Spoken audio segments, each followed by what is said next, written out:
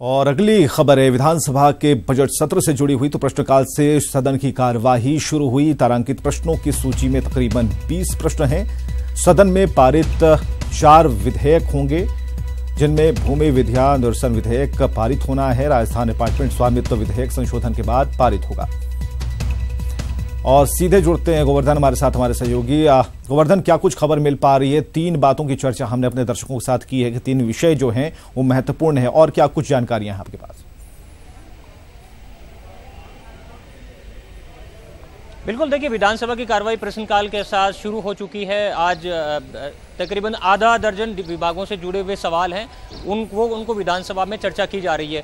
आज खास तौर से जो सबसे ज़्यादा इम्पोर्टेंट है वो बिलों को लेकर के चर्चा होनी है।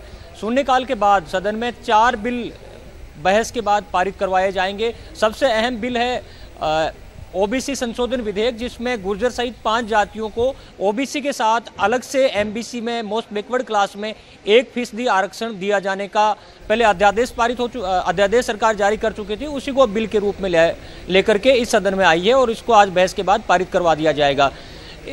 सामाजिक न्याय और अधिकारिता मंत्री अरुण चतुर्वेदी वो इस बिल को रखेंगे सदन में। हमारे साथ खुद अरुण चतुर्वेदी मौजूद हैं, उनसे पूछते हैं इस बिल को लेकर के क्या खास बातें।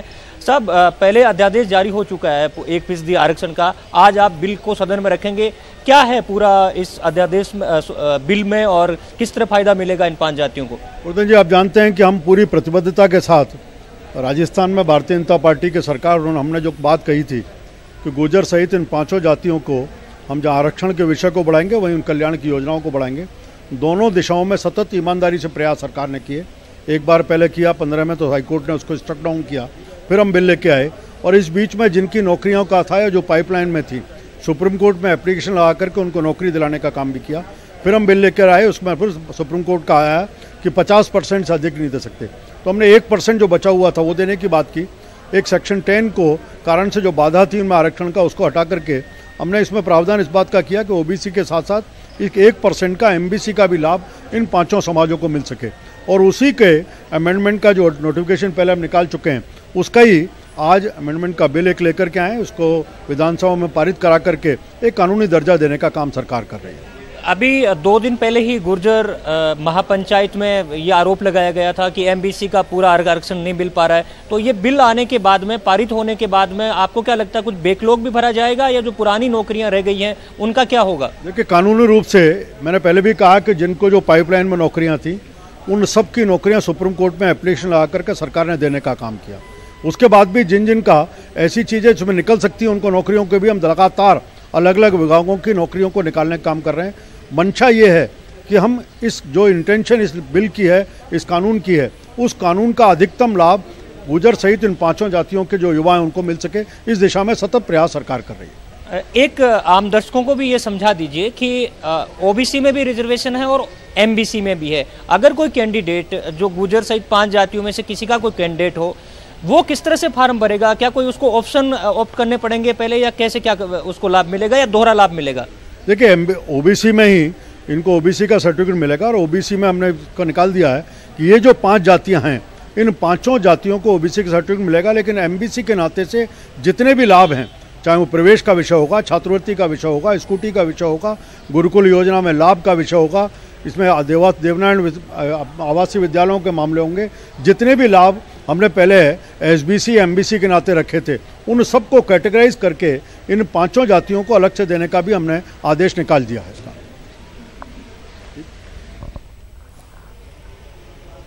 हालांकि ये कितना आसान होगा, इस बारे में भी एक सवाल होना चाहिए था कि किस तरीके से। गोवर्धन, ये सवाल बिल्कुल लाजमी भी है कि ठीक है, बिल को आपने पटल पे रख तो दिया, लेकिन कितना आसान होगा? आपकी मंशा को विपक्षी समझने को तैयार हैं, और अगर समझ गए हैं तो क्या कुछ और भी उनकी चाहत है, इसमें बदलाव की जरूरत है, क्या कुछ होना है? नहीं, देखिए इसमें कोई बदलाव जैसी कोई संभावना इसमें नजर आ नहीं रही है, क्योंकि पहले अध्यादेश इसका जारी हो चुका है, उस अध्यादेश को ही बिल के तौर पर रखा गया है। ओबीसी की जो 5 जातियां हैं गुर्जर सहित, उनको ओबीसी के साथ 1% अलग से एमबीसी का फायदा भी मिलेगा।